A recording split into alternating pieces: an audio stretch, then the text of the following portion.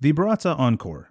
It's a coffee grinder, but by most accounts, it's the coffee grinder to get if you're serious about your coffee game, and with a $200 Canadian price tag, well, you better be. To help you decide if you really want to spend that much, here's my quick review on the Baratza Encore, a coffee grinder that's really just okay.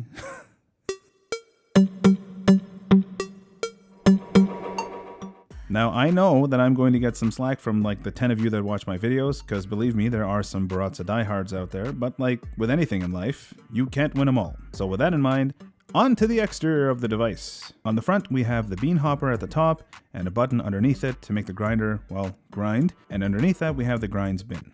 On the left side, you'll see an on-off switch which keeps the unit running indefinitely, but for some reason this thing keeps turning in either direction. Now this could just be my unit, but I found it a little strange, and generally it just annoyed me enough to mention it. The unit doesn't shut off when it runs out of beans to grind. There is nothing on the right hand side or the rear of the unit. You can adjust the grind by turning the entire bean hopper, which gives you about 40 levels of adjustment. Nothing crazy, and otherwise a pretty solid feel. Now when you take this thing apart, there's really not much to it. Like with any grinder, left to right we have the bean hopper with the lid, rubber gasket, the other half of the burr grinder, and the ground coffee bin. To put it back together after a cleaning, for example, you put on the burr grinder piece, line up the red markings, put on the rubber gasket, making sure to line up the cutouts, and then screw back on the bean hopper. That's it.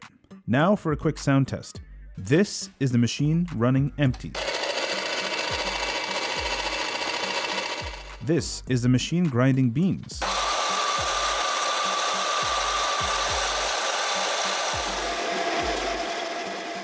This is one of my pet peeves about the machine. I've used all different kinds of beans, but it doesn't matter what I do, this friggin' thing always bounces around the last couple of beans for sometimes up to 30 seconds extra, which I know doesn't sound like a big deal, but if you're weighing your coffee like I do, you need those last few beans, so you'll have to wait. Oh, and also the vibrations of the grinder actually grinding often cause the plastic lid to pop off, so you sometimes have to put that back in place.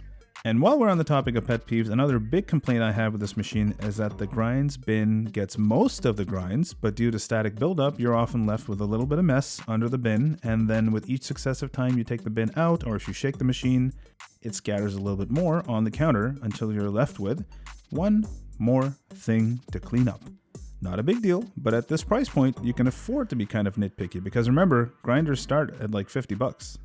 That said, the grinder itself works great at grinding coffee for certain things such as French press or pour over or a percolator or even an AeroPress.